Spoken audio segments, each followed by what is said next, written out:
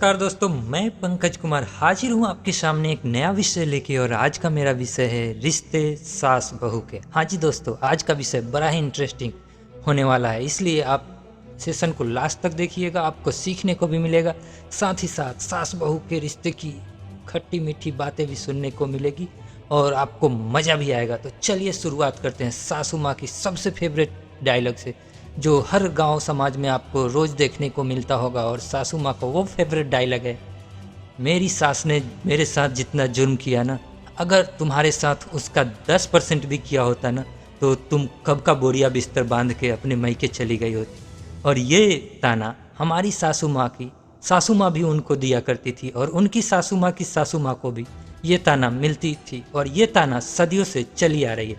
तो चलिए हम इसे समझने की कोशिश करते हैं।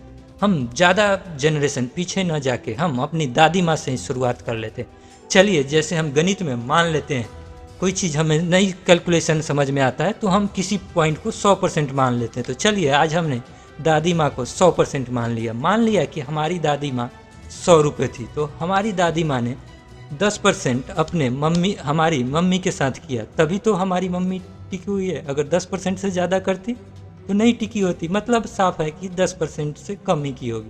तो चलिए मान लेते हैं 10% की। अब कितना हुआ? 10 रुपये। और उस 10 रुपये का फिर 10% कीजिए तो कितना होता है? 1 रुपया। तो मतलब हमारी दादी माँ जितनी करती थी, अगर वो पतोह पे आते आते कितनी हो गई? 1 रुपये।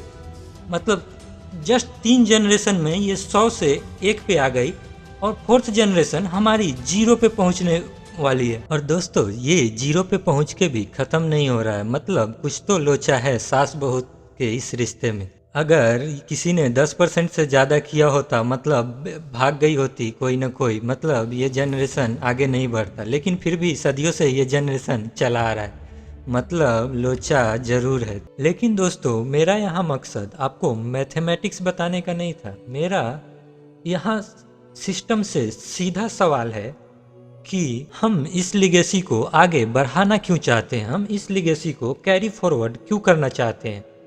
आखिर इसमें क्या अच्छाई है कि हम इसे आगे बढ़ाते रहना चाहते हैं। और इसका सीधा सा जवाब दोस्तों ये मिलेगा कि हम प्रथाओं को आगे बनाए रखना चाहते हैं। जो हमारे समाज में जो प्रथा चली आ रही है, चाहे वो अच्छी हो बुरी हो, हम कभी उस पर ख्याल नहीं करते हुए बस हम उस प्रथाओं को आगे बढ़ाए रखना चाहते हैं। क्योंकि ये पहले से चली आ रही है, हम पहले से मान बैठे हैं कि ये सदियों से चली आ रही है, मतलब सही होगी। आज तक किसी ने रुक के कभी इसके बारे में सोचने की कोशिश नहीं की कि आखिर हम इसे आगे क्यों बढ़ा रहे हैं। और बिना सोचे समझे केवल प्रथाओं को मानकर आगे बढ़ेंगे तो हमारे सामने परिणाम यही आएंगे। मैं इस पे विस्तृत वीडियो भी बना चुका हूँ कि हमारी सोच कहाँ से आती है, हम सही और गलत का फैसला किस आधार पे करते हैं। आगे बढ़ते हैं और सासू माँ से सवाल करते हैं, सासू माँ ये 10% जुर्म क्यों? आखिर कोई सासू माँ ऐसा क्यों नहीं सोच सकती कि हमारे साथ जो जुर्म हुआ है, हमारे साथ जो ज्यादती हुआ है, हम अपने आने वाली पीढ़ी के साथ उसका 0% भी नहीं होने दूंगी, उनके ऊपर आँच तक आने नहीं दूंगी। लेकिन ऐसा होता है क्या दोस्तों हमारे समाज में? ऐसी कितनी महिलाएं हैं जो ऐसा सोचती है। आपको एक और फैक्ट भी बताते चलता हूँ कि हमारे देश में 2012 में 8,233 महिलाओं का डेथ डॉरी के कारण हुआ। और ये मैं नहीं कह रहा हूँ, ये नेशनल क्राइम रिकॉर्ड ब्यूरो कह रहा है।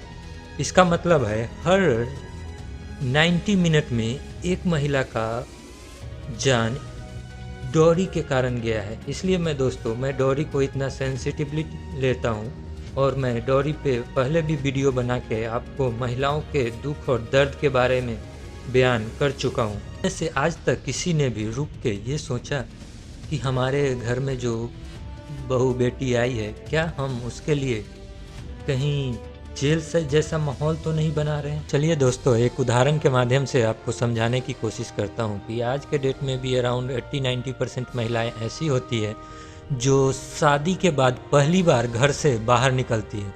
और ऐसे में उसका होम सिकनेस होना स्वाभाविक नहीं है क्या? लेकिन ऐसे में अगर कोई महिला अपने मैके जाने की इच्छा जाहिर कर दे कि मुझे मम्मी पापा से मिलने जाना है, बस 2 घंटे का तो रास्ता है, 1 दिन में मिल के आ जाऊँगी, तो ऐसे में देखना ससुराल वालों का क्या रिएक्शन होता है।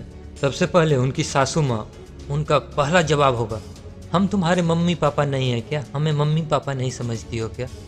दूसरा जवाब उनका क्या होता है मम्मी पापा का, यहाँ तुम्हें किसी चीज़ की कमी है, किसी चीज़ की कमी है तो बताओ। और तीसरा जवाब उनका क्या होता है, लोग क्या कहेंगे, समाज क्या कहेगा, अभी आई ऐसे ही चली गई। तो चलिए सासू माँ के इन तीनों जवाबों का विश्लेषण करते हैं, आखिर इस तीनों जवाबों में कितनी सच्चाई है। पहले सवाल को लेते हैं कि क्या कोई इंसान जिसने हमें जन्म नहीं दिया है, क्या वह मेरे मम्मी पापा हो सकता है? सोचने की चीज़ है ये दोस्तों, जरा सोचो, थोड़ा जोर दो दिमाग पे। चलिए मैं बताता हूँ आपको। इसे समझने के लिए सबसे पहले आपको रिश्ते को समझना पड़ेगा कि ये आखिर रिश्ते होते क्या है। क्या इसका कोई समय और बिलीफ से, ट्रस्ट से कोई संबंध है? दोस्तों मेरा मानना है कि रिश्ते एक इमोशनल अटैचमेंट है, मोर देन ब्लड रिलेशन। इसको मैं ऐसे आपको बताता हूँ कि मान लो कोई बच्चा आज पैदा हुआ, उसने अपने फादर को नहीं देखा है और 20-30 साल बाद सीधे उसको फादर के पास रख दिया जाए, क्या उस बच्चे के अंदर उसके फादर के प्रति कोई फीलिंग होगी? फीलिंग नाम की कोई चीज़ होगी? बिल्कुल नहीं होगी। Although there is a blood relation, there will not be any feeling, there will not be any attachment. But जैसे ही उस बच्चे को ये पता चलता है कि ये मेरे पापा है, देखो एक कैसा अटैचमेंट जुड़ जाता है उस इंसान के साथ। तो दोस्तों मेरा अगला सवाल है, क्या रिश्ते एक दिन में बनाए या बिगाड़े जा सकते हैं?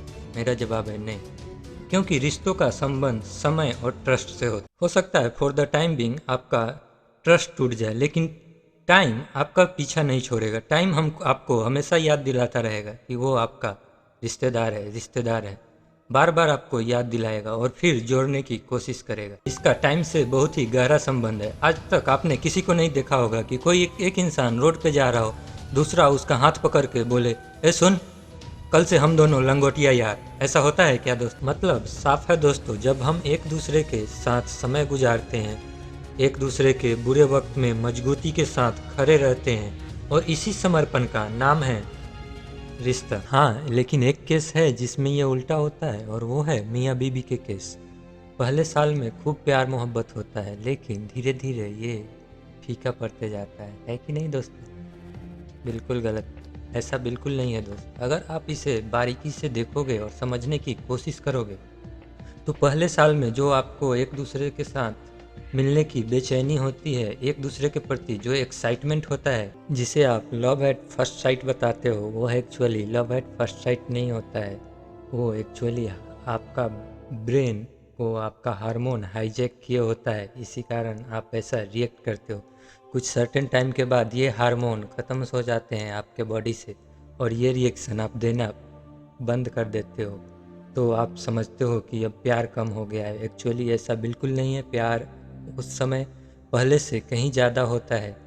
अब आप बताओ, पहले जब आप किसी से मिले थे अपनी वाइफ से, तो उस समय उस पर ज़्यादा ट्रस्ट था, या 10-20 साल मिलने के बाद, साथ गुजारने के बाद उस पर ज़्यादा ट्रस्ट रहेगा? ऑब्वियस सी बात है, 10-20 साल के बाद आपको ट्रस्ट फैक्टर पहले से कई गुना ज़्यादा हो जाए। लोगों को ये कहते हुए सुना होगा कि यार वो मेरा बचपन का दोस्त है, मुझे कभी भी धोखा नहीं दे सकता। इसका क्या मतलब है? टाइम फैक्टर, वो इतने लंबे समय से जानता है आपको कि उसको इतना ट्रस्ट हो गया है कि आपको अंदर से अब ये बिलीफ आने लगा है कि हाँ वो इंसान मुझे धोखा नहीं दे सकता। टाइम के साथ ये ऐसे ही मजबूत होते जाता है। फिर वापस लौटते हैं सासू माँ के उसी बात पे कि क्या जिसने हमें कभी पैदा नहीं किया, क्या वह हमारी माँ या पिता हो सकते हैं? जवाब है यस, बिल्कुल हो सकते हैं। ये डिपेंड करता है कि हमें एक दूसरे की भावनाओं को समझते कितना है, कितना कदर करते हैं। बुरे वक्त में आप उनके साथ कितने दृढ़ता और समर्पण के साथ खड़े रहते हैं। विश्लेषण करते हैं सासू माँ के दूसरे जवाब का कि घर में सब कुछ है, रहने के लिए, खाने के लिए, क्या कपड़े की दिक्कत है, किस चीज़ की दिक्कत है, रुपए पैसे हर चीज़ है, तुम्हें किस चीज़ की दिक्कत है? तो एक चीज़ बताओ दोस्त, हमें जेल में खाना मिलता है कि नहीं मिलता है? रहने की व्यवस्था होती है कि नहीं होती है? कपड़े दिए जाते हैं कि नहीं दिए जाते हैं? रोजगार की व्यवस्था होती है कि नहीं? वहाँ भी काम की व्यवस्था होती है। क्या चीज़ नहीं होती? वो है आज़ादी। हमें फ्रीडम नहीं होती, हमारा जो दिल चाहता है वो नहीं होता। वही हमें सोचने की ज़रूरत नहीं है क्या कि हम जो लड़की एक नई शादीशुदा होके आई है, क्या हम उसे जेल वाली फीलिंग तो नहीं दे रहे हैं? क्या सास या ससुर जी खुद ये नहीं बोल सकते एक सप्ताह बाद, बेटी 1 सप्ताह हो गया, जा अपने मायके से घूम के आ, वहाँ भी या तुम्हें लोग मिस कर रहे होंगे। लेकिन ऐसा होता क्यों नहीं है? क्योंकि सासू माँ और ससुर प्रथाओं से घिरे हुए हैं। वो सोचते हैं कि उनके घर से 1 साल बाद कोई आएगा, दिन दिखाएगा, तब मुहूर्त निकलेगा, तब जाएगा। लेकिन मैं कहता हूँ दोस्तों, एज ए सास, एज ए ससुर, आप खुद ऑफर करो कि हाँ आप जाओ, घूम के आओ। आप देखो उस लड़की के अंदर कितनी खुशी होगी, उसके खुशी के सीमा नहीं होगी, उसकी खुशी 7वें आसमान पे होगी कि मेरे ससुर जी कितने अच्छे हैं कि हमें मायके जाने के लिए बोल रहे हैं पहले ही सप्ताह में। इसमें कुछ एबनॉर्मलिटी है क्या? सब नॉर्मल है दोस्त। क्या कोई लड़की की शादी हुई है 1 सप्ताह बाद अगर घर जाना चाहती है, इसमें क्या एबनॉर्मल हो सकता है? वो अपने मम्मी पापा से मिलने जा रही है। दोस्तों अब बात करते हैं सासू माँ के तीसरे जवाब का कि लोग क्या कहेंगे, पहली बार जा रही है, खाली हाथ जाएगी कैसे? मैं कहता हूँ सासू माँ, आपको इतनी फिक्र हो रही है तो वो सब दे दीजिए ना जो पहली बार लेके आई थी, जो लाखों में लेके आई थी उतना सब दे दीजिए। वहाँ के लोग भी खुश होंगे कि क्या बात है, जितना लेके गई थी उससे ज़्यादा लेके आई है। किस दुनिया में रह रहे हैं हम लोग यार? दिखावा कर रहे हैं झूठ मूठ का, कपड़ा लत्ता, ये सामान वो सामान, मिठाई, ये जाना चाहिए वो जाना चाहिए। ये सब चीज़ें हमारी फीलिंग से ज़्यादा ऊपर हो जाती है क्या? वो साल भर अपनी आंसू पोंछ के दम घुट के रह रही है अपने फैमिली से मिलने के लिए, वो आपको नहीं दिख रहा है।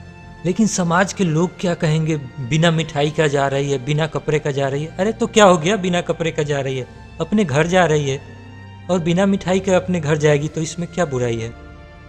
अब बताओ दोस्त, कोई इंसान अपने घर जा रहा है, उसके पास कुछ नहीं है हाथ में, इसमें क्या बुरा हो सकता है? आप बताओ दोस्तों, आप लोग सोचो और कमेंट बॉक्स में लिख के बताओ कि क्या इसमें कुछ बुराई। तो मैं एक और चीज़ स्पष्ट कर देना चाहूँगा कि मैं यहाँ सासू माँ को विलन नहीं बना रहा हूँ, कृपया आप बिल्कुल ऐसा नहीं सोचेंगे। मेरा सोच खिलाफ है इस प्रथा का, इस सोच का जो हम ट्रेंड फॉलो करते आ रहे हैं। मैं लोगों से चाहता हूँ कि ये ट्रेंड को छोड़े और अपने दिमाग से सोचे, अपने परिवार को खुशियाँ दे। मेरा मेन इंटेंशन है सबको खुश रखने का, परिवार के सभी सदस्य खुश रहे और अपने परिवार में खुशियाँ घोल सके। धन्यवाद दोस्तों, फिर मिलेंगे किसी अगले विषय पर।